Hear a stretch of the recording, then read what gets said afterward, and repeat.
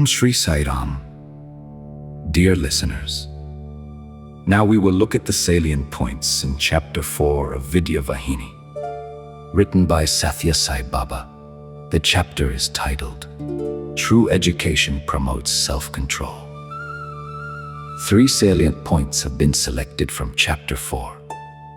Point 1 speaks about the highest goal of Bharat or India. Now, let us listen to what Bhagavan writes.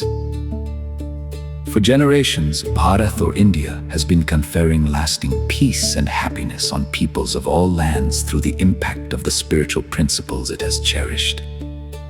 The ideal for which this land has striven has been Loka Samasta Sukhino Bhavantu, which means, may all the worlds be happy and prosperous. This has been the highest goal of the people of Bharat. In order to foster and accomplish this holy ideal, the rulers of past ages, sages or rishis, founders of creeds, scholars, the learned, matrons and mothers, have suffered and sacrificed much. They have discarded honor and fame and struggled to uphold their conviction and to shape their lives in accordance with this universal vision. Point 2 speaks about eliminating pride and egotism, which are to be avoided. Now, let us listen to what Bhagavan writes. Rare and costly articles might attract by their external beauty, but to the eye, illumined by spiritual light, they would appear trivial in value. Physical charm and force can never overpower the charm or force of the spirit. The quality of passion or rajas breeds egotism, and it can be identified wherever selfishness and pride are displayed. Until this mode of thought and action is suppressed, the quality of purity or sattva cannot become evident. And in the absence of the pure quality, the divine, the Siva, the supreme power cannot be propitiated, pleased, and won. In fact, spiritual learning or Vidya involves humility, tolerance, and discipline. It destroys arrogance, envy, and all related vices. Such knowledge is the real Atmic knowledge. Point 3 speaks about developing detachment and eliminating desire. Now, let us listen to what Bhagavan writes. Detachment is the second valuable virtue that spiritual learning or Vidya imparts. Empty a pot of the water that filled it, and the sky that one could see within the pot as an image or shadow gets lost along with the water. But the genuine sky enters the pot, so too, when that which is not Atma is discarded, Atma remains and liberation is attained. But what has to be discarded is not an objective impediment.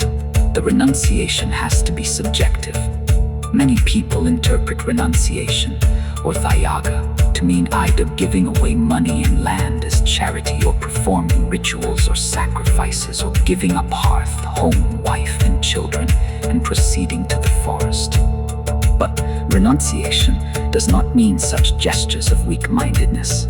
These are not as difficult to give up as they are believed to be. If so minded, one can go through these acts easily and give up what the acts prescribe. The real renunciation is the giving up of desire. The giving up of desire is the real goal of a person's existence, the purpose of all his efforts. It involves giving up lust, anger, greed, hatred, etc. The fundamental renunciation should be that of desire. The other feelings and emotions are its attendant reactions. Bhagavan writes the concluding points as follows. Now, let us listen to them. A life lived without mastering the senses doesn't deserve the name. A human is endowed with many capabilities, and years are wasted if the senses are not controlled and directed properly. Valid education or Vidya helps one achieve success in this process of mastery. Education promotes humility. Through humility, one acquires the right to engage in professions. That authority confers prosperity. A prosperous person has the capacity for charity and right living. Right living can confer happiness here and hereafter. Om Shri Sai Ram. Thank you for listening. See you in the next video. Chapter 5.